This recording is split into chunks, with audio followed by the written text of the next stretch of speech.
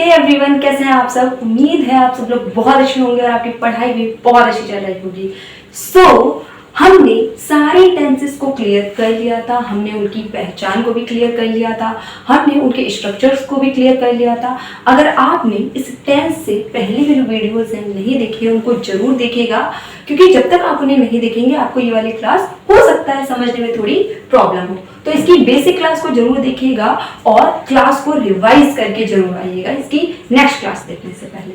Alright, so now we are talking about present indefinite tense.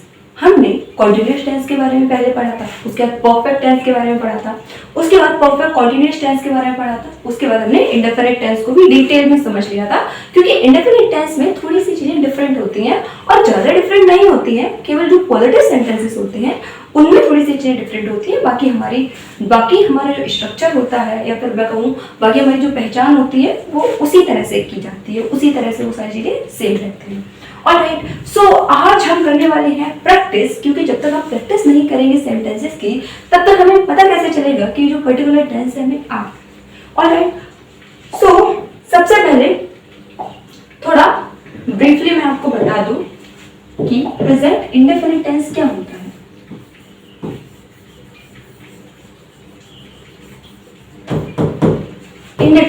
Indefinite की मैंने आपको हिंदी क्या बताई थी, ता, ती एंड ते।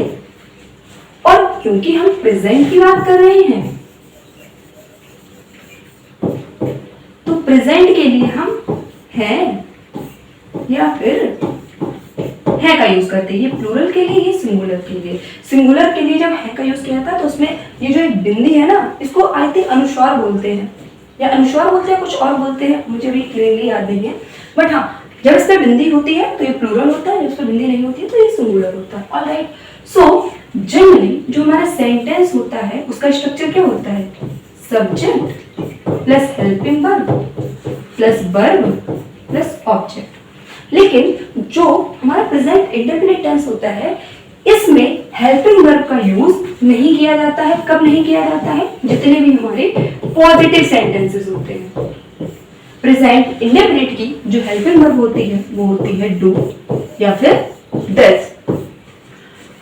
डज का यूज हम सिंगुलर और थर्ड पर्सन के साथ करते हैं, ऐसा सब्जेक्ट जो कि सिंगुलर भी हो और थर्ड पर्सन भी हो। डू का यूज हम ऐसे सब्जेक्ट के साथ करते हैं जो सिंगुलर और थर्ड पर्सन नहीं है। ऑलराइट, लेकिन जो हमारे पॉजिटिव सेंटेंसेस होते हैं प्रेजेंट इंडेफिनिट के, उनमें हेल्पिंग वर्ब का यूज नहीं होता है, केवल हम वर्ब का यूज करते हैं और वर्ब में एस या ईएस ऐड कर देते हैं। कब, जब हमारा जो सब्जेक्ट होता है वो सिंगुलर और थर्ड पर्सन होता है। क्यों, ऐसा क्यों करते हैं, मैंने आपको जो प्रेजेंट इंडेफिनिट टेंस पढ़ाया था उसमें बताया था, because singular subject is always followed by singular verb and plural subject always followed by plural verb. Alright, तो क्योंकि जितनी भी हमारी वर्ब होती है वो पहले से ही अपनी बेस फॉर्म में प्लूरल होती है, यानी कि जो उनकी बेस फॉर्म होती है, फर्स्ट फॉर्म होती है वो प्लूरल होती है। जब हम वर्ब में ऐसे एस ऐड कर देते हैं तो वर्ब हमारी सिंगुलर बन जाती है। और अगर हमारा जो सब्जेक्ट है वो सिंगुलर और थर्ड पर्सन नहीं है तो हम ओनली वर्ब की फर्स्ट फॉर्म लिख देंगे, उसमें ऐसे एस नहीं लगाएंगे, सिंपली हम ऑब्जेक्ट लिख देते हैं।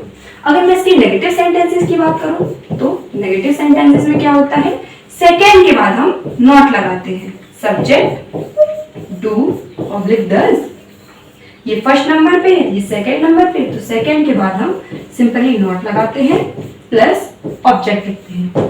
अगर हम इंट्रोगेटिव सेंटेंसेस की बात करें तो इंट्रोगेटिव सेंटेंसेस में हम क्या करते हैं, देखिए पहली बात तो ये इंट्रोगेटिव सेंटेंसेस टू टाइप्स के होते हैं, एक वो जो क्या से स्टार्ट होते हैं और एक वो जिनमें कोई ना कोई क्वेश्चन वर्ड या फिर प्रश्नवाचक शब्द होता है। तो जो वाक्य होते हैं क्या से स्टार्ट होते हैं उनमें हम क्या करते हैं, सेकेंड वाले को उठाकर आगे ले आते हैं। तो हमारा स्ट्रक्चर क्या बन जाएगा, do oblique does plus subject plus verb plus object. यहाँ पर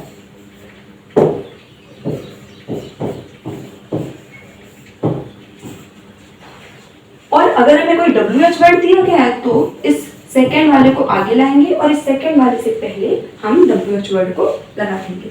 ऑलराइट, सो ये तो थी हमारी बेसिक चीजें जो कि मैंने आपको दोबारा से रिकॉल करा दी। ये हम जो हमने टेस्ट जब पढ़ा था उसमें डिटेल में समझा था। सो अब हम ट्रांस यानी कि सेंटेंसेस की तरफ बढ़ते हैं। So the first sentence is मैं घर जाता हूँ। पहली चीज हमें सेंटेंस को पहचानना है कि जो सेंटेंस है हमारा कौन सा सेंटेंस है, यानी कि किस टेंस का ये सेंटेंस है। तो हमने पहचान देखी थी, ता लिखा है, यानी कि ये जो सेंटेंस है ये इंडेफिनिट का सेंटेंस है, हमें ता से पता चला। दूसरी चीज क्योंकि इसके आगे हूं लिखा हुआ है, देखिए है, हूं, हो, ये सारी चीजें होती हैं प्रेजेंट के बारे में बताती हैं। यहाँ पर मैंने जो है लिखा है का मतलब है, हूं, हो, सभी। ऑलराइट, तो इससे हमें पता चला क्योंकि एंड में ता आया है और हूं आया है, यानी कि हमारा प्रेजेंट इंडेफिनिट का सेंटेंस है। अब मैं आपको एक और चीज बताती हूँ, कभी कभी क्या होता है जैसे कि हम ना चीजों को रट लेते हैं, रटना नहीं होता, देखिए समझना होता है। वो ऐसे कि हमने ये देखा कि प्रेजेंट इंडेफिनिट का कोई टेंस होगा तो एंड में एक ता है, ती है, ते है आएगा, ठीक है। लेकिन एक चीज याद रखिएगा, एंड में ता है, ती है, ते है आता तो है, लेकिन वो जो सेंटेंस होगा उस सेंटेंस में कोई ना कोई काम हो रहा होगा, उस सेंटेंस में हमें कोई ना कोई वर्ब दी जाएगी, हम तब उसको प्रेजेंट इंडेफिनिट का टेंस बोलेंगे। जैसे अगर मैंने लिखा यह है तोता है, हमने देखा, हमने ये चीज रट ली कि एंड में ता है आता है तो ये प्रेजेंट इंडेफिनिट का टेंस हो गया। हालांकि ये जो सेंटेंस है ये हमारा प्रेजेंट इंडेफिनिट का सेंटेंस है, लेकिन हम इसको हमारी जो सिंपल वर्ब होती है नहीं, इज जो हम बचपन में पढ़ते हैं, this is, that is, these are, those are, हम इसको उस तरह से बनाएंगे क्योंकि ये हमारा एक स्टेटमेंट है, कोई वो नहीं है कि हाँ यहाँ पर कोई काम हो रहा है। तो चीजों को कभी भी रटना मत, क्योंकि ऐसा अक्सर कब होता है, अगर आपको नहीं पता होगा तो आप इस सेंटेंस को भी उसी तरह से बनाओगे, आप इसमें ये ढूंढने लग जाओगे कि इसमें ऐसे यस किसमें लगा है, जबकि इसमें जो ये वाली बात है ऐसे यस वाली एप्लीकेबल होगी ही नहीं। ये तो हमारा सिंपल प्रेजेंट है, इसको हम सिंपल ही बनाएंगे। तो चीजों को कभी भी रटना मत, हमेशा याद रखना ता है, ते है, ते है आएगा, ये सेंटेंस की जो वर्ब होगी ना, जिसमें काम हो रहा होगा उसमें आएगा। ऑलराइट, सो इसको हम ट्रांसलेट करेंगे। देखिए जो ट्रांसलेशन होता है ना ये काफी ज्यादा इजी होता है, अगर आप इसको स्टेप बाय स्टेप समझेंगे ना तो ये आपको बहुत आसानी से समझ में आ जाएगा। देखो मैं घर जाता हूँ, ऑलराइट, सो सबसे पहले हम सब्जेक्ट लिखते हैं, सब्जेक्ट है हमारा मैं के लिए यानी कि आई, क्योंकि ये प्रेजेंट इंडेफिनिट का सेंटेंस है। दूसरी चीज ये जो सेंटेंस है हमारा पॉजिटिव है, और पॉजिटिव सेंटेंसेस में हम किसी भी हेल्पिंग वर्ब का यूज नहीं करते हैं, हमें पता है। लेकिन हम पॉजिटिव सेंटेंस का, मैंने आपको एक चीज बताई थी, वर्ब में ऐसे यस लगाते हैं, कब लगाते हैं, जब जो सब्जेक्ट होता है हमारा वो सिंगुलर हो और थर्ड पर्सन हो। तो ये जो आई है ये हमारा सिंगुलर तो है लेकिन थर्ड पर्सन नहीं है, इसका मतलब हम यहाँ पर जो वर्ब लगाएंगे ना उसमें ऐसे यस नहीं ऐड करेंगे, सिंपली हम जो वर्ब की फर्स्ट फॉर्म है उसको लिखेंगे। दूसरी चीज, अगर हमें किसी भी हिंदी के सेंटेंस में वर्ब ढूंढनी होती है तो वो हमें सेंटेंस के लास्ट में मिलती है। ये जो जाता है ना, जाता हूँ, यही हमारी वर्ब है। हिंदी का जो सेंटेंस होता है उसमें जो स्टार्टिंग में दिया जाता है वो हमारा सब्जेक्ट होता है, जो एंड में दिया जाता है वो हमारी वर्ब होती है, और ये जो बीच में दिया जाता है ना ये हमारा ऑब्जेक्ट होता है। कभी कभी क्या होता है कुछ एक्स्ट्रा चीजें भी दी जाती है, लेकिन बेसिकली हिंदी के सेंटेंस में यही होता है, सबसे आगे सब्जेक्ट दिया जाता है, वर्ब जो होती है वो एंड में दी जाती है, और जो ऑब्जेक्ट होता है वो बीच में दिया जाता है। सो जाने के लिए हम गो का यूज करते हैं, मैं जाता हूँ, आई गो, कहाँ जाता हूँ, घर पर, आई गो टू हाउस। देखिए गो जो है एक हमारी ऐसी वर्ब है जो कि टू प्रीपोजिशन को फॉलो करती है, इसी वजह से हम गो के साथ टू का यूज करते हैं। आपने सुना भी होता गो के साथ टू का यूज करते हैं। So I go to house. Alright, next sentence is Ram अपने घर जाता है। तो सबसे पहले हम क्या करेंगे, इस सेंटेंस को पहचानेंगे ये किस टेंस का है। ता लिखा है यानी कि ये इंडेफिनिट का सेंटेंस है, और एंड में है लिखा हुआ है यानी कि ये प्रेजेंट इंडेफिनिट है। इसको हम किस तरह से ट्रांसलेट करेंगे? सबसे पहले मैंने आपको क्या बताया था, सेंटेंस की स्टार्टिंग में हमें क्या मिलता है, हमें सब्जेक्ट मिलता है। तो राम जो हुआ वो हमारा सब्जेक्ट हो गया। तो सब्जेक्ट की जगह पर लिखेंगे हम राम। अब हमारी जो वर्ब है वो वर्ब है हमारी, देखिए मैंने आपको क्या बताया था, वर्ब जो है हिंदी के सेंटेंस में लास्ट में दी जाती है, जाता है। तो वर्ब हमारी क्या हो गई, गो, जाने के लिए गो का यूज करते हैं। अब क्योंकि जो हमारा सब्जेक्ट है ये सिंगुलर भी है, दूसरी चीज ये हमारा थर्ड पर्सन भी है।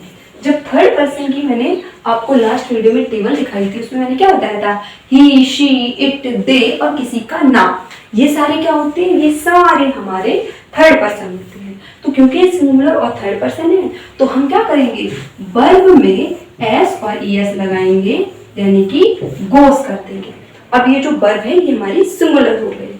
ऑलराइट, राम गोस, अब गोस टू को फॉलो करता है, कहाँ जाता है, अपने घर जाता है। ये हमारा क्या हो गया, ये हमारा ऑब्जेक्ट हो गया। राम गोज टू, अब अपने के लिए हम हिज का यूज करते हैं। ये राम जो है ये मेल है और ये जो हिज है ये पोजेशन बताता है। जो मैंने आपको टेबल दिखाई थी ना, टेबल में जो मैंने इधर सब्जेक्टिव केस लिखा था, इधर ऑब्जेक्टिव केस लिखा था और इधर पजेसिव केस लिखा था। तो जो राम है वो क्या है, वो एक ही है। राम क्या है, एक मेल है, ही है।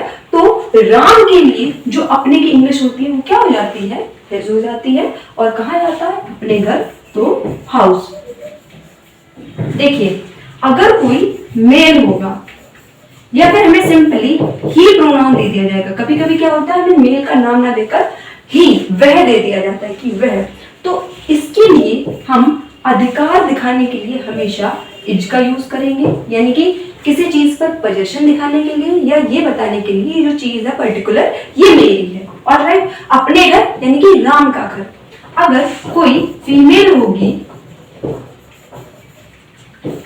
वो शी होगी तो हम उसकी अपने के लिए हर का यूज करेंगे।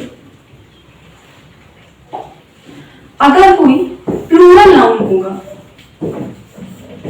यानी कि कोई दे होगा तो हम अपने के लिए देयर का यूज करेंगे। अगर आई होगा तो अपने के लिए माई का यूज करेंगे। वी होगा तो अपने के लिए आर का यूज करेंगे।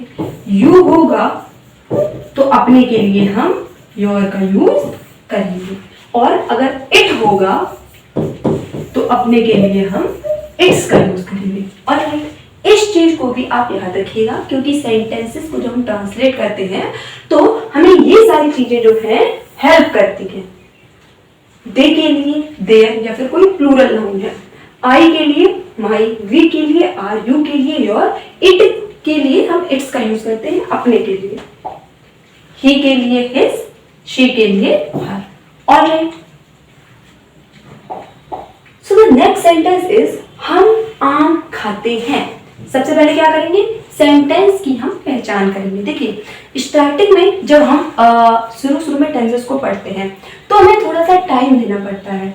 टाइम बाई टाइम क्या होगा ना, आप सेंटेंस को जब पढ़ेंगे ना तो आपको इतना जोर नहीं देना होगा कि हाँ लास्ट में देखे ते है आया है तो हमें पता है ये प्रेजेंट इंडेफिनिट का है। जैसे जैसे आप रिवीजन करते हो, प्रैक्टिस करते जाते हो, वैसे वैसे क्या होता है, वैसे वैसे हमें चीजें लर्न होती जाती हैं और एकदम से हम पता कर लेते हैं। फॉर एग्जाम्पल जब आप छोटे थे तो आपको ABCD लिखने में कितनी प्रॉब्लम आती थी, बार बार आप देख देख कर लिखते थे। लेकिन बाय द टाइम क्या हुआ, क्योंकि आपने उस ABCD को एक बार पढ़ लिया है तो अगर आपसे कोई नींद में भी अगर आज ABCD पूछेगा तो आप वो भी बता लोगे। इसी तरह से जब कोई चीज हम नहीं पढ़ते हैं, पहली बार पढ़ते हैं, स्टार्टिंग में पढ़ते हैं तो क्या होता है हमें थोड़े सा एफर्ट ज्यादा देने होते हैं। लेकिन बाय द टाइम जब हम उसको बार बार देखते हैं, बार बार रिवाइज करते हैं तो तब क्या होता है, तब वो चीजें अपने आप में याद रहने लग जाती हैं। ऑलराइट, तो यहाँ पर सबसे पहले हम सेंटेंस के एंड में देखेंगे ये जो सेंटेंस है किस टेंस का है, ये इंडेफिनिट टेंस का है लगा हुआ है यानी कि प्रेजेंट इंडेफिनिट। ऑलराइट, सेंटेंस की स्टार्टिंग में हमें सब्जेक्ट दिया जाता है। सो सब्जेक्ट है हम यानी कि वी। खाते हैं, वर्ब जो है हमारी वो है खाना, खाना यानी कि ईट। अब क्योंकि ये जो सब्जेक्ट है हमारा ना तो सिंगुलर है ना थर्ड पर्सन है, इसीलिए सिंपली हम वर्ब की फर्स्ट फॉर्म को लिख देंगे, कोई भी ऐसे यस नहीं लगाएंगे। वी ईट क्या खाते हैं, मैंगोज, आम खाते हैं। अब यहाँ पर एक चीज याद रखना, यहाँ पर मैंगो नहीं होगा, यहाँ मैंगोज ही होगा। ये सेल्फ अंडरस्टूड चीज है। क्यों? क्योंकि जो वी है, वी बहुत सारे लोग होंगे।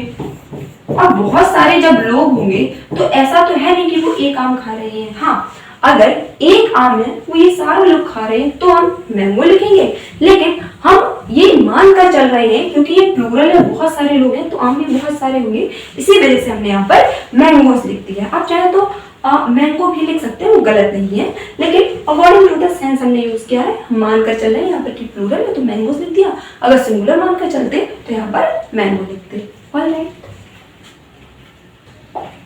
इसी तरह से नेक्स्ट सेंटेंस है हमारा, तुम क्रिकेट खेलते हो। सबसे पहले सेंटेंस के एंड में हम देखेंगे ते आया है, यानी कि इंडेफिनिट का, और ये जो सेंटेंस है इंडेफिनिट टेंस का सेंटेंस है। दूसरी चीज हो आया है, यानी कि प्रेजेंट इंडेफिनिट। और सबसे पहले हम सब्जेक्ट की बात करेंगे। सब्जेक्ट है हमारा तुम के लिए हम किसका यूज करते हैं, तुम के लिए हम वाई का यूज करते हैं। यू क्रिकेट खेलते हो, क्रिया क्या है हमारी, वर्ब क्या है हमारी, खेलना। तो खेलने की इंग्लिश क्या होती है, प्ले। क्योंकि जो सेंटेंस में हमारा सब्जेक्ट है ये हमारा ना तो सिंगुलर है ना ही थर्ड पर्सन, इसी वजह से सिंपली जो हमारी प्ले की बेस फॉर्म होती है उसका यूज करेंगे। वी प्ले, क्या खेलते हैं, ऑब्जेक्ट क्या हमारा, क्रिकेट। क्रिकेट क्या है हमारा ऑब्जेक्ट। हो जाएगा सेंटेंस वी प्ले क्रिकेट। आपने देखा जितने भी हमारे सेंटेंस है इंग्लिश में क्या होता है, इंग्लिश में वर्ब पहले होती है, ऑब्जेक्ट बाद में होता है, लेकिन जो हिंदी होती है, हिंदी में ऑब्जेक्ट पहले होता है, वर्ब बाद में होती है। यानी कि आप हर सेंटेंस में देखोगे तो ये क्रॉस फॉलो हो रहा होगा। यानी कि जब हम हिंदी की बात करते हैं तो उसमें ऑब्जेक्ट पहले आता है, वर्ब बाद में दी जाती है, लेकिन अगर हम इंग्लिश की बात करें तो वर्ब हमें पहले रखनी होती है और ऑब्जेक्ट बाद में रखना होता है। ऑलराइट, इतनी चीज समझ में आई। नेक्स्ट सेंटेंस इज वे गंगा जी में स्नान करते हैं। यहाँ पर हमने एंड में देखा ते है आया है, ठीक है, तो हमें पता चल गया ये प्रेजेंट इंडेफिनिट कंटीन्यूअस है। वे ये हमारा सब्जेक्ट हो गया, वे यानी कि दे। अब यहाँ पर वर्ब क्या है, काम क्या हो रहा है, स्नान करना। स्नान करने के लिए हम इसका यूज करते हैं बाथ का। हो जाएगा दे बाथ।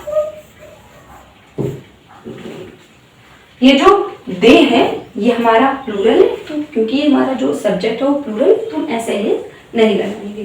दे बात कहाँ स्नान करते हैं, गंगा जी में। ये हमारा क्या हो गया, ये हमारा ऑब्जेक्ट हो गया। लिख देंगे दे बात इन द गंगा। गंगा क्यों, मैंने द गंगा क्यों लिखा, क्योंकि याद कीजिए जब मैंने आपको आर्टिकल पढ़ाते वक्त मैंने आपको क्या बताया था, जितनी भी इस दुनिया में यूनिक चीजें हैं, जितनी भी इस दुनिया में इकलौती चीजें हैं, उन सभी के साथ हम द आर्टिकल का यूज करते हैं। तो जो गंगा रिवर है ये हमारी इकलौती रिवर है। दूसरी चीज ये एक यूनिक चीज है पूरी दुनिया में, पूरी दुनिया में और कोई गंगा नहीं है, एक ही गंगा है, इसी वजह से हमने इसके साथ द का यूज किया है। ट्रांसलेशन इसका क्या हो जाएगा, दे बाथ इन द गंगा, या फिर दे bath in the Ganga ji भी लिख सकते हैं आप। ऑलराइट, नेक्स्ट सेंटेंस इज माता जी रामायण पढ़ती हैं। तो यहाँ पर एंड में देखा हमने ती है आया है, यानी कि प्रेजेंट इंडेफिनिट का सेंटेंस है। हमारा सब्जेक्ट क्या है, सब्जेक्ट है हमारा माता जी। माता जी यानी कि मदर।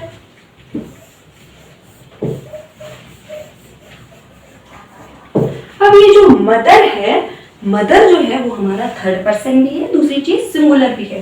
तो हम हम वर्ब में क्या करेंगे, एस या ईएस लगाएंगे वर्ब को सिंगुलर बनाने के लिए। तो हम पीछे जाएंगे हिंदी वाले सेंटेंस में और देखेंगे हमारी वर्ब क्या है। वर्ब है हमारी पढ़ना, पढ़ने के लिए हम करते हैं यूज रीड का। सो मदर रीड्स, एस क्यों लगाया, क्योंकि जो हमारा सब्जेक्ट है वो सिंगुलर और थर्ड पर्सन है। ऑलराइट, मदर रीड्स क्या पढ़ती है, रामायण पढ़ती है। सो हम लिख देंगे रीड्स द रामायण, क्योंकि यहां पर भी जो रामायण है वो एक होली बुक है, इसी वजह से हमने रामायण के आगे द का यूज किया है। जितने भी होली स्क्रिप्चर्स होते हैं, बुक होती है, होली रिवर्स होती है, जितने भी हमारे प्लैनेट्स होते हैं वो अपने आप में यूनिक होते हैं, इसी वजह से हम इन सभी के साथ द का यूज करते हैं। देखिए ये जो छोटी छोटी बातें होती है ना, आप कोई भी लेक्चर पढ़ रहे हो, कोई भी लेक्चर देख रहे हो, टीचर जब छोटी छोटी बातें बताता है, उन छोटी छोटी बातों को आप क्या किया कीजिए, एक अपनी डायरी बना लीजिए, डायरी या फिर एक नोटबुक बना लीजिए, उस पर पॉइंट डालकर लिखा कीजिए जो चीजें आपको नहीं आती हैं, और हर संडे को या फिर हर 5-7 दिन में उस बुक को क्या किया कीजिए, पढ़ लिया कीजिए या फिर रिवाइज कर लिया कीजिए। तो इस तरह से क्या होगा, ये जो छोटी छोटी चीजें जब आप ध्यान में रखेंगे, तो जब आप बड़ा कोई सेंटेंस देखेंगे और अपनी स्टोरी देखेंगे, जो आपकी स्टोरी आती है उसमें वो सारे रूल एप्लीकेबल होते हैं। अब देखिए आप सिर्फ आपका एग्जाम 3 घंटे का होता है, ठीक है, सिर्फ 3 घंटे के एग्जाम के लिए हम पूरे साल क्यों पढ़ते हैं? अच्छा कभी आपने सोचा है कि 3 घंटे का ही तो एग्जाम है, 3 घंटे के एग्जाम के लिए पूरे साल क्यों पढ़ते हैं?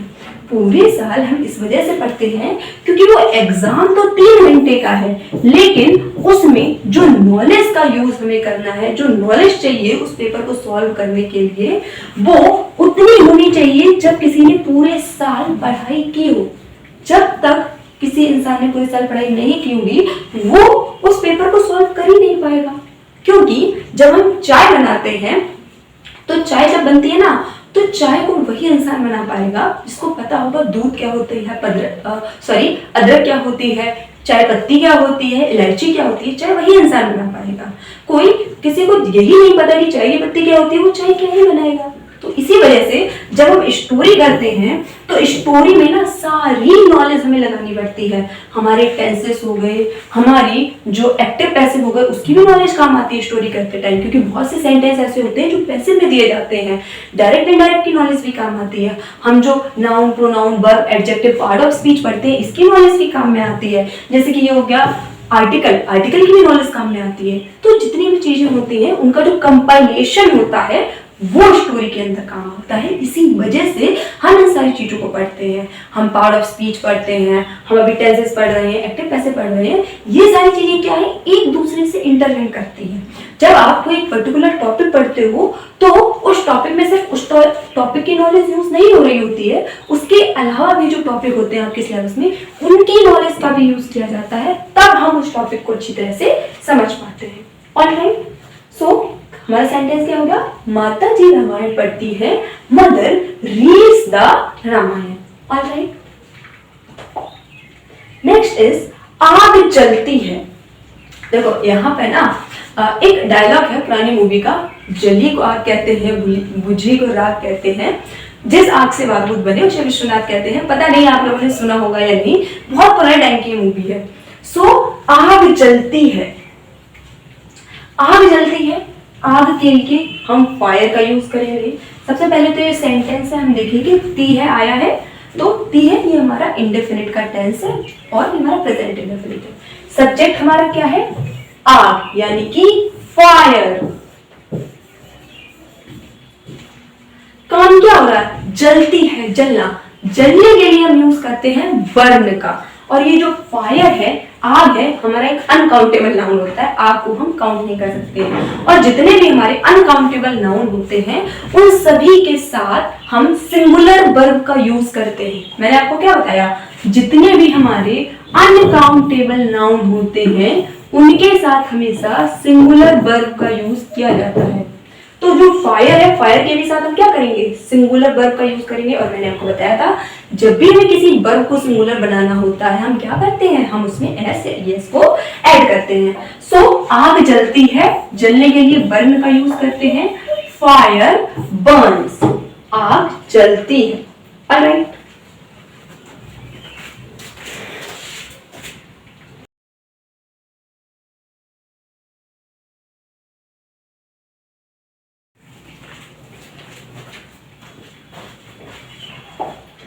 नेक्स्ट सेंटेंस इज सूर्य पूरब में निकलता है। अब ये वाला जो सेंटेंस है इसमें हमने देखा द है आया है, तो ये हमारा प्रेजेंट इंडेफिनिट का टेंस है। सब्जेक्ट क्या है? सब्जेक्ट है हमारा सूर्य यानी कि सूरज। सन, देखिए सन के निकलने की जब हम बात करते हैं तो याद रखिएगा हम एक वर्ड होता है राइज। राइज का मतलब होता है उगना या फिर उठना। तो जब भी सूरज निकलने की बात की जाती है तो वहां पर हम निकलने के लिए राइज का यूज करते हैं। ये हमारी वर्ब है। क्योंकि जो सन है ये हमारा थर्ड पर्सन सिंगुलर है तो हम यूज करेंगे सन राइजेस। राइज की स्पेलिंग होती है RISE, क्योंकि हमें इसे सिंगुलर बनाना है तो हम लिख देंगे राइजेस। कहां निकलता है? पूर्व में निकलता है। Sun rises in the east. हालांकि बचपन से हम ये पढ़ते हैं लेकिन सूर्य कभी भी नहीं निकलता है। जो हमारी अर्थ होती है वही राउंड करती है। ये आपने फिजिक्स में पढ़ा होगा। नेक्स्ट सेंटेंस इज कुत्ते भौंकते हैं। तो यहाँ पर ते हैं आया है। अब मैं आपको एक और चीज बता दूं, मैं आपको ये एक्सरसाइज करा रही हूँ, ठीक है। इस एक्सरसाइज को करते वक्त आगे भी मैं और भी टेंसेस की एक्सरसाइज करेंगे। आप क्या करना, जो आपको कठिन मीनिंग लगते हैं यानी कि जो हार्ड मीनिंग है, जैसे कि आपको अगर बर्न की नहीं पता थी, बर्न मीन्स होता है जलना, तो आप बर्न को उठाइए। इस सेंटेंस में अगर आपको भौंकने की मीनिंग पता है तो अच्छी बात है, नहीं पता तो आप क्या कीजिए, अपनी नोटबुक के जो एंड वाला पेज होता है, जिसकी नोटबुक में आप ये टेंसेस पढ़ रहे हो, उसमें जितनी भी कठिन मीनिंग जो आपको नहीं आ रही है वो लिखते जाइए, लिखते जाइए, लिखते जाइए। जब तक हमारा टेंस खत्म होगा ना, आपके पास एक बहुत सारी स्पेलिंग का बहुत बड़ा सा पेपर होगा। यानी कि हो सकता है 4-5 पेज हो जाए, हो सकता है 10-12 पेज हो जाए, हो सकता है आपके 6-7 पेज हो सकता है आपके 2 ही पेज हो। तो इससे क्या होगा ना, इससे आपको बहुत सी मीनिंग्स लर्न हो जाएंगी, आपको वोकैबुलरी की चिंता नहीं होगी। क्योंकि जैसे जैसे सेंटेंस में मीनिंग आते जा रहे हैं, हमें पता है तो अच्छी बात है, नहीं पता तो हम लिख लेंगे। तो आप ये काम जरूर कीजिएगा, जो भी कठिन मीनिंग है उसको अपनी नोटबुक के पीछे जरूर लिखिएगा। ये काम मैंने किया था जब मैंने टेंस पढ़े थे, तो जो भी मुझे मीनिंग नहीं आता था वो मैं पीछे लिख लेती थी। इससे क्या होगा, इससे आपकी वोकैबुलरी इंक्रीज होगी। ऑलराइट, सो ये जो सेंटेंस है हमारा प्रेजेंट इंडेफिनिट का है। कुत्ते क्या है, ये हमारा सब्जेक्ट है, तो हो जाएगा डॉग्स। प्लूरल है, इसी वजह से डॉग्स का यूज किया है। भौंकने के लिए यूज करते हैं हम बार्क का। खासकर जब कुत्ते भौंकते हैं, कुत्तों के भौंकने के लिए हम बार्क का यूज करते हैं। सो हो जाएगा डॉग्स बार्क। सब्जेक्ट हमारा सिंगुलर थर्ड पर्सन नहीं है तो सिंपली वर्ब की बेस फॉर्म का यूज हमने किया है। ऑलराइट, नेक्स्ट सेंटेंस इज मैं आम नहीं खाता हूँ। देखिए अभी तक जो थे हमने सारे पॉजिटिव सेंटेंसेस किए थे, अब हम नेगेटिव सेंटेंसेस को करेंगे। ऑलराइट, नेगेटिव सेंटेंस में हम क्या करते हैं, सबसे पहले मैं आपको बता दूं, ये तो मैंने आपको बेसिक बताया था। ये प्रेजेंट इंडेफिनिट की जो हेल्पिंग वर्ब होती है वो होती है डू या फिर डज। डज का यूज करते हैं जो थर्ड पर्सन सिंगुलर है उसके साथ, और डू का यूज करते हैं जो थर्ड पर्सन सिंगुलर नहीं है उसके साथ। ऑलराइट, तो यहाँ पर जब भी हम नॉट वाले सेंटेंसेस बनाते हैं, नहीं वाले सेंटेंसेस बनाते हैं, तो उसमें हम सेकेंड के बाद नॉट लगा देते हैं। ये चीज मैंने आपको बताई थी, इस चीज को याद रखिएगा। So the first sentence is मैं आम नहीं खाता हूं। तो ये हमारा नेगेटिव सेंटेंस है।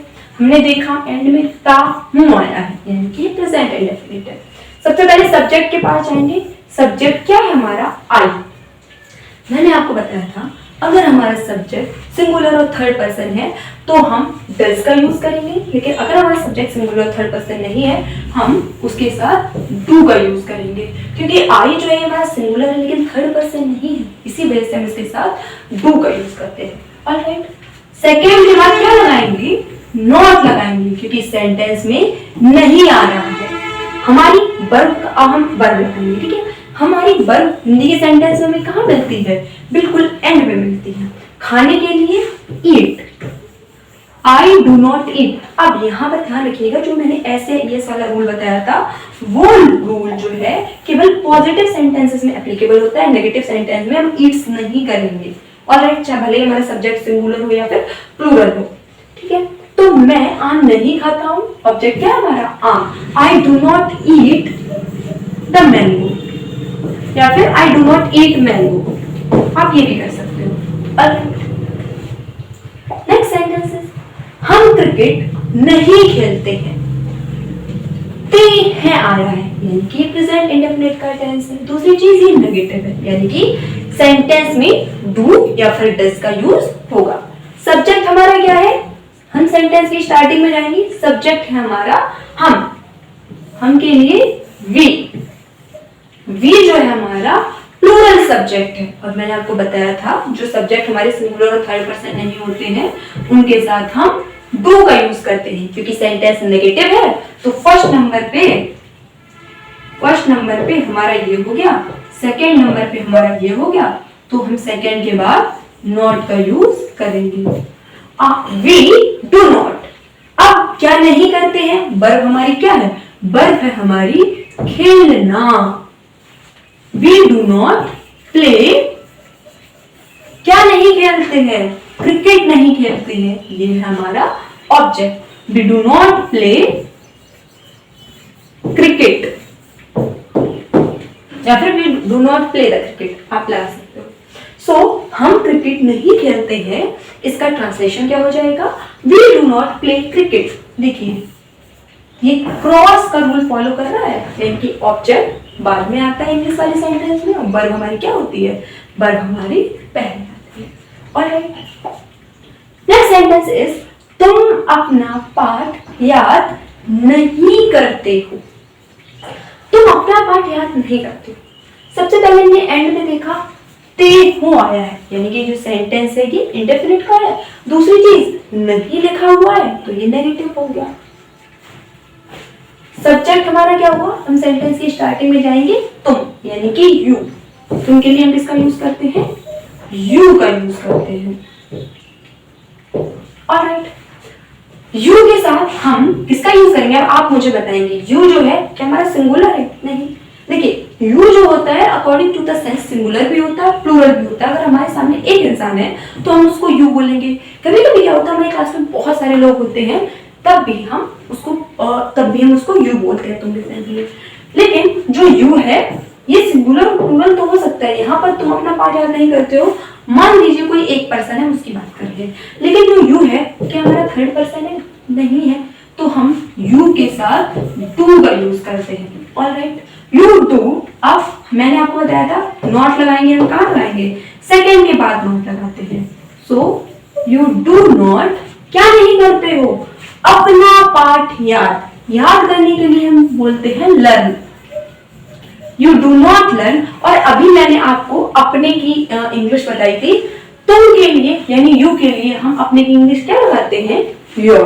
तुम अपना पाठ याद नहीं करते हो, you do not learn your lesson. Alright, next sentence is वे अस्पताल नहीं जाते हैं।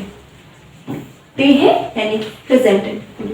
सबसे पहले हम आगे गए, हमने देखा वे क्या है, ये हमारा सब्जेक्ट है, तो हो जाएगा दे। दे जो है ये ना तो हमारा सिंगुलर है ना थर्ड पर्सन है, तो हम लगाएंगे इसके साथ do.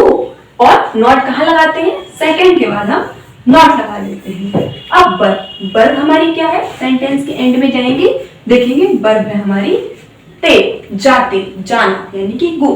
We do not go to, कहाँ नहीं जाते हैं, अस्पताल, द हॉस्पिटल।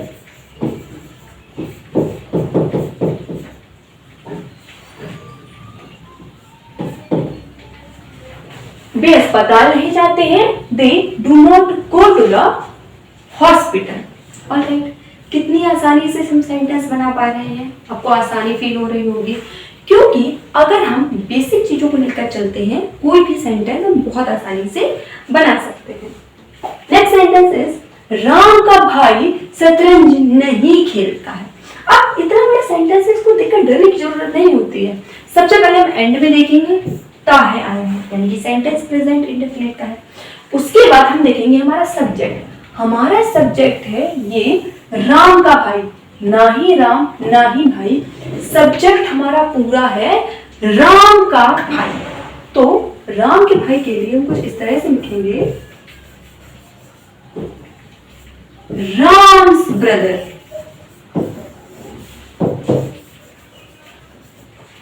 अब राम का भाई है, सिंगुलर है, इसी वजह से हम दूसरी चीज सिंगुलर, उसके साथ ही थर्ड पर्सन भी है, इसी वजह से राम के भाई के साथ हम डस का यूज करेंगे। राम्स ब्रदर डस नहीं है तो सेकंड के बाद हम नॉट लगा देंगे।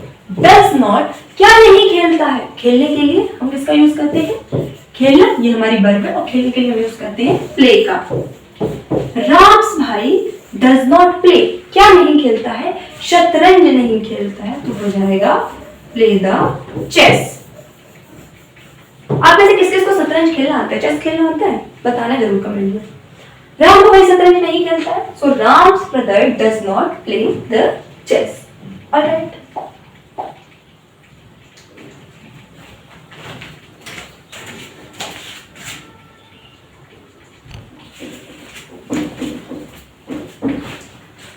नेक्स्ट सेंटेंस है, ये लड़कियां गीत नहीं गाती हैं।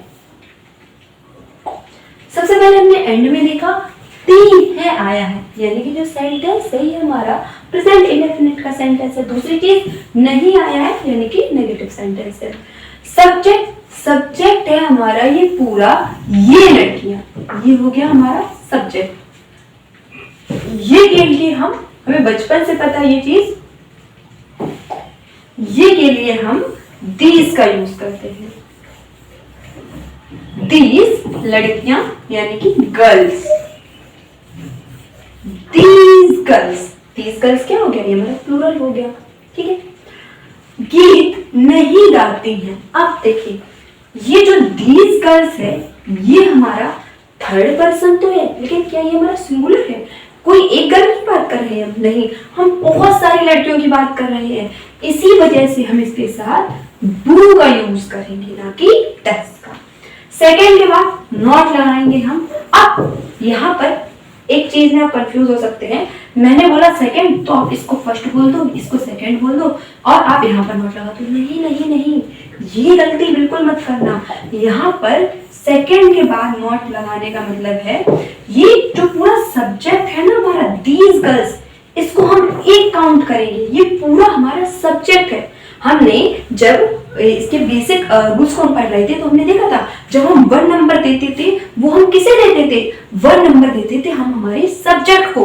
और सब्जेक्ट ये हम ऐसे काउंट नहीं करते कि 1 2, सब्जेक्ट हम पूरा काउंट करते हैं, जो हमारा पूरा सब्जेक्ट है उसको हम 1 काउंट करते हैं।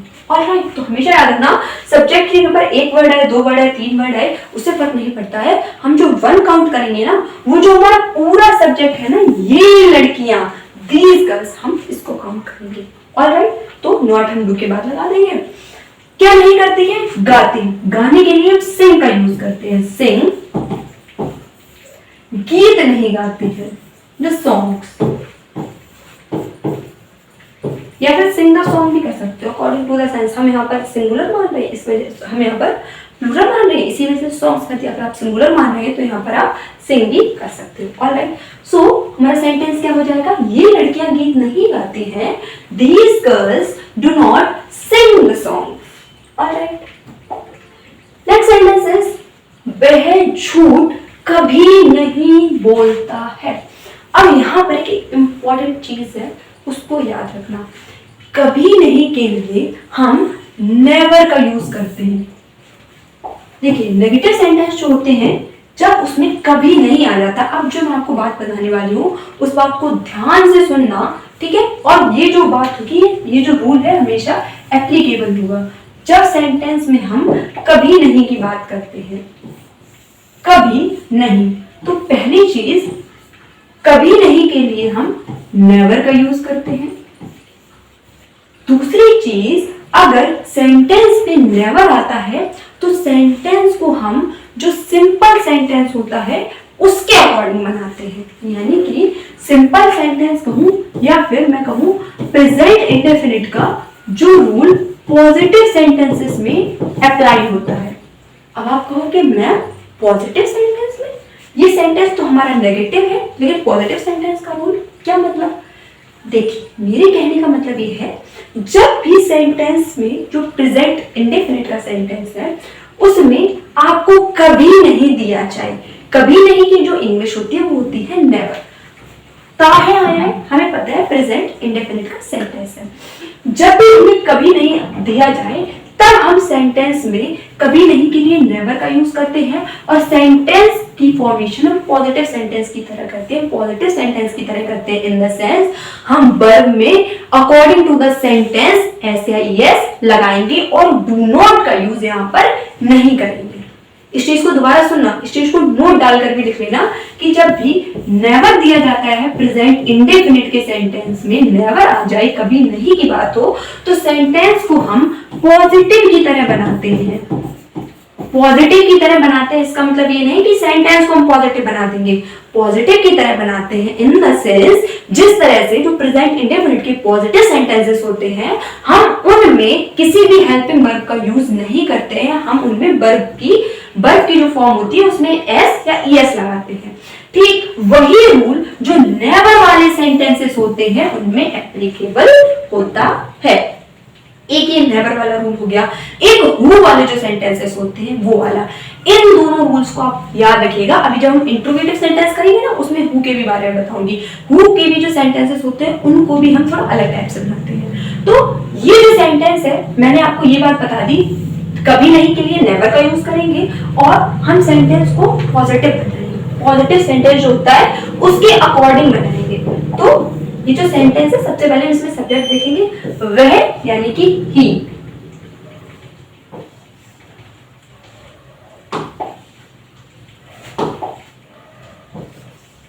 ही कभी नहीं के लिए नेवर। बोलने के लिए हम कोई चीज हमें बोलनी होती है उसके लिए इंग्लिश होती है वो होती है टेल। टेल मीन्स कहना या बोलना। He never. अब ये जो ही है ना, ही हमारा सिंगुलर सब्जेक्ट है और दूसरी चीज हमारा थर्ड पर्सन भी है। तो हमने पढ़ा था कि जो पॉजिटिव सेंटेंसेस होते हैं उनमें अगर सब्जेक्ट जो है सिंगुलर और थर्ड पर्सन है तो वर्ब में एस या ईएस लगाते हैं। तो यहां पर हम बोलेंगे टेल्स, झूठ नहीं बोलना, अ लाई। ही नेवर टेल्स अ लाई। इस चीज को हमेशा याद रखना, ये प्रेजेंट इंडेफिनिट का ही सेंटेंस है। दूसरी चीज ये हमारा नेवर वाला सेंटेंस है, कभी नहीं वाला सेंटेंस है। आप इसमें डू नॉट या फिर डज नॉट का यूज नहीं करते हो, नेवर का यूज करते हो और सेंटेंस का फॉर्मेशन जैसा पॉजिटिव सेंटेंस हम बनाते हैं उस तरह से होता है। ही नेवर टेल्स अ लाई। एक और चीज याद रखना, हमेशा झूठ के साथ झूठ बोलने के लिए हम टेल अ लाई का ही यूज करते हैं। अगर सब्जेक्ट जो होगा हमारा सिंगुलर थर्ड पर्सन होगा तो उसमें हम टेल्स कर देंगे। ठीक है, ये तो बात हमें पता है। और सत्य बोलने के लिए, सच बोलने के लिए हम स्पीक द ट्रुथ का यूज करते हैं। ये दोनों फ्रेज है, इनको याद रखना। जब भी झूठ बोलने की बात होगी वहां पर हम टेल अ लाई का यूज करते हैं, जब भी सच बोलने की बात होगी हम वहां पर स्पीक द ट्रुथ बोलते हैं। इस चीज को हमेशा याद रखना। सो सेंटेंस हो जाएगा ही नेवर टेल्स अ लाई। अगर मान लीजिए यही सेंटेंस हमारा कुछ इस तरह से दिया होता, वह हमेशा सच बोलता है, तो ऑलवेज का जो अपोजिट होता है हमेशा, यानी कि जो नेवर का अपोजिट होता है कभी नहीं, हमेशा यानी कि ऑलवेज, तो उसको भी हम इस तरह से बनाएंगे, he always tells speaks the truth. इन दोनों बातों को आप याद रखिएगा। सब्जेक्ट के तुरंत बाद ऑलवेज और सब्जेक्ट के तुरंत बाद ही हम नेवर का यूज करते हैं। ये थोड़ा सा डिफरेंट होता है क्योंकि जनरली क्या होता है, नॉट वाले सेंटेंस में हम डू नॉट डज नॉट का यूज करते हैं, लेकिन नेवर का जो यूज होता है थोड़ा सा अलग होता है, इसको याद रखना। और हाँ, इस चीज को भी याद रखना, हमेशा हम टेल्स अ लाई बोलते हैं झूठ बोलने के लिए और सच बोलने के लिए स्पीक द ट्रुथ बोलते हैं। ये दोनों फ्रेज याद रखना, हमेशा ऐसे यूज किए जाते हैं। ऑलराइट, नेक्स्ट जैसे कि हमारा ये वाला सेंटेंस है, इस सेंटेंस में भी कॉफी कभी नहीं पीते हैं। अब यहाँ पर भी ये जो सेंटेंस है इसमें कभी नहीं आ गया है, इसको भी हम नेवर की हेल्प से बनाएंगे। दूसरी चीज, जैसा हम पॉजिटिव सेंटेंस बनाते हैं उसी रूल के अकॉर्डिंग बनाएंगे। तो हमारा सब्जेक्ट क्या है? वे। वे के लिए हम दे का यूज करेंगे।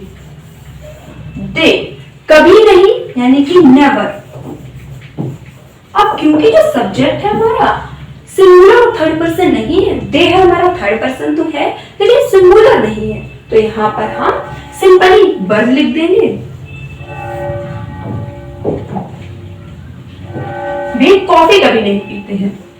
देखिए वैसे क्या होता है, पीने के लिए हम ड्रिंक का यूज करते हैं, ठीक है।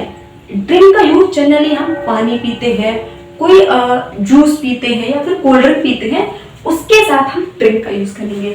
लेकिन जो भी कॉफी हो गई या फिर चाय हो गई, इसके साथ हम टेक का यूज करते हैं। हालांकि आप ड्रिंक का यूज कर सकते हो, कोई बुराई नहीं है उसमें, लेकिन ज्यादा अच्छा वो होता है, जो ज्यादा सुटेबल होता है वो होता है हमारा टेक। चाय और कॉफी के लिए हम टेक का यूज करते हैं, take the tea, take the coffee. हम इसके लिए ड्रिंक का यूज थोड़ा कम करते हैं। जैसे कि हम हिंदी की अगर बात करें तो हम बोलते हैं रोटी खा लो, सब्जी ले लो, ठीक है। तो रोटी को भी हम प्लूरल बोलते हैं और सब्जी को भी, सॉरी, रोटी जो होती है उसको भी हम ऐसे ट्रीट करते हैं जैसे वो फीमेल हो, ठीक है, और सब्जी को भी हम ऐसे ट्रीट करते हैं जैसे कि फीमेल हो। लेकिन सब्जी अगर कटहल हो गई, ठीक है, तो हम बोलते हैं बना है, लेकिन अगर गोभी हो गई तो हम बोलते हैं बनी है। तो अकॉर्डिंग टू द सेंस हम अलग अलग चीजों का यूज करते हैं। उसी तरह से इंग्लिश में भी जो ज्यादा एप्रोप्रिएट चीजें होती हैं उनका यूज करते हैं। इसके साथ हम ड्रिंक का यूज कर सकते हैं, लेकिन जो एप्रोप्रिएट है, जो ज्यादा एप्रोप्रिएट होगा वो होगा take. They never take the, क्या नहीं पीते हैं, कॉफी। चाय और कॉफी के लिए, चाय और कॉफी पीने के लिए याद रखना हम टेक का यूज करते हैं, ये मोस्ट एप्रोप्रिएट है। ड्रिंक का यूज हम जनरली कोल्ड ड्रिंक पीने के लिए, पानी पीने के लिए या फिर जूस पीने के लिए करते हैं। ऑलराइट, वे कॉफी कभी नहीं पीते हैं, they never take the coffee. Alright, so इस लेक्चर में हमने पॉजिटिव सेंटेंसेस और नेगेटिव सेंटेंसेस के बारे में सीख लिया है, काफी अच्छी तरह से उनको किस तरह से हम ट्रांसलेट करेंगे। आपका होमवर्क ये है कि जो मैंने आपको एक न्यू रूल बताया नेवर को लेकर, और जितने भी मैंने सेंटेंसेस कराए हैं, इस सारे सेंटेंसेस को आप खुद से भी बनाएंगे। और दूसरी चीज, जो हमारे बेसिक्स हैं उनको थोड़े थोड़े दिनों बाद आप रिवाइज करते रहिएगा। धीरे धीरे क्या होंगे, आप जब रिवाइज करके सेंटेंसेस को करेंगे वो रूल्स आपको अपने आप लर्न हो जाएगा। Alright, have a wonderful day, thank you so much. और अगर आपको वीडियो पसंद आई हो तो आप हमारे चैनल को लाइक, सब्सक्राइब, शेयर जरूर करें और अपने दोस्तों तक भी पहुंचाएं। Thank you so much.